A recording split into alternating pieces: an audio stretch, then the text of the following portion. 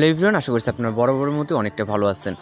তো প্রথমে যেই টিকটক ট্রেন্ডিং ভিডিওটা দেখলেন, এই ভিডিওগুলো মূলত হচ্ছে আমরা এলাইট মোশনের মাধ্যমে অর্থাৎ XML ফাইলের মাধ্যমে কিন্তু আমরা ভিডিওগুলো এডিট করে থাকি।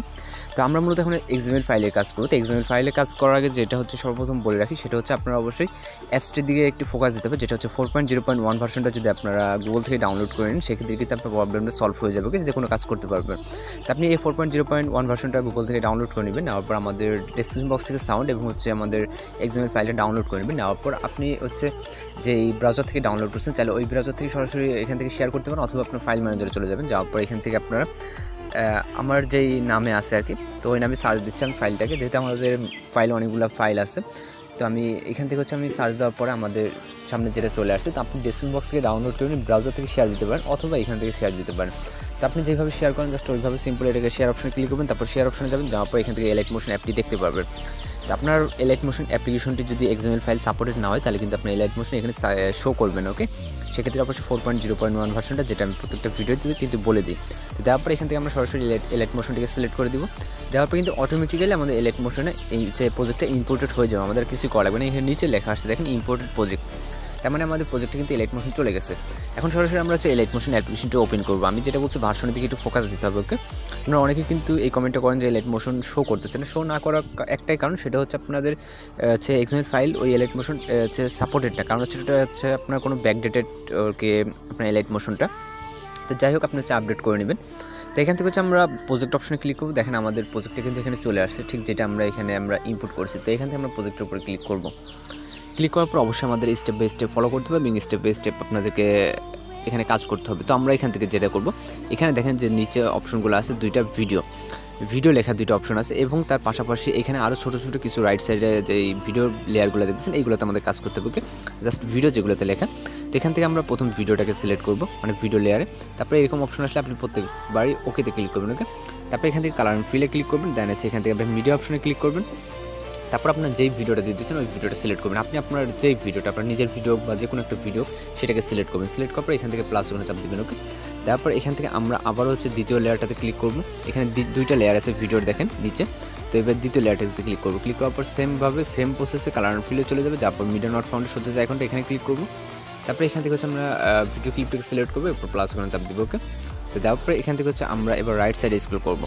তো রাইট সাইডে স্ক্রল করার পর দেখেন এইটার ইন পজিশনে এইগুলো কিন্তু স্টার্ট হয়েছে। ওকে, তো আমরা আরও লেয়ার দেখতে পাচ্ছি, উপরে আরও লেয়ার আছে, আমরা এইগুলোতে হচ্ছে কাজ করবো না। আমরা জাস্ট এটার শেষে কোন লেয়ারটা শুরু হয়েছে সেইগুলোর দিকে ফলো করতে হবে।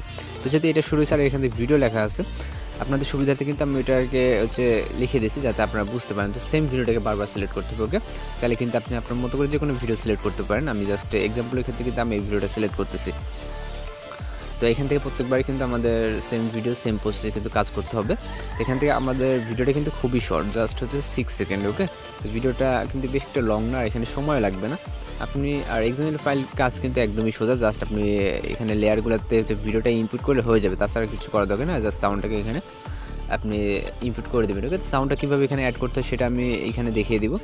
তো এখান থেকে আমাদের লাস্ট প্রজেক্টের কাজ করতেছি, লাস্ট লেয়ারটার কাজ। তো এখান থেকে আমরা মিডিয়া নট ফাউন্ডের সোজা এখানে ক্লিক করলাম, দেন ভিডিওটাকে সিলেক্ট করলাম, এবার হচ্ছে প্লাস ওখানে চাপ দিলাম। ওকে, তো আমাদের ভিডিওটা কিন্তু ফুল হচ্ছে এডিটিং কমপ্লিট। জাস্ট আমরা এখান থেকে সাউন্ড অ্যাড করবো।